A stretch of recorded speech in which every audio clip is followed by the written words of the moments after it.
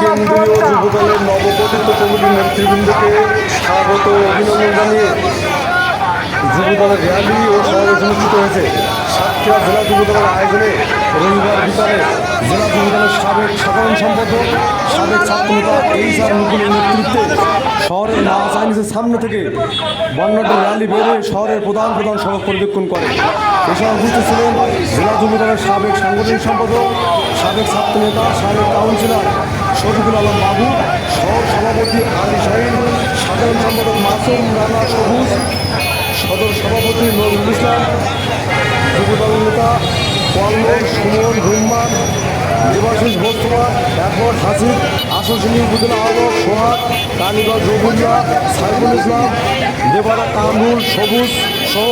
জেলা উপজেলা পর্যায়ে বিভিন্ন পর্যায়ে নেতৃবৃন্দ উপস্থিত ছিলেন। র্যালির পূর্বে সংক্ষিপ্ত আলোচনা সভায় নেতৃবৃন্দ বলেন, সাতক্ষীরা জেলা যুবদলের নতুন কমিটিতে এইচআর মুকুলকে সভাপতি ও শফিকুল আলম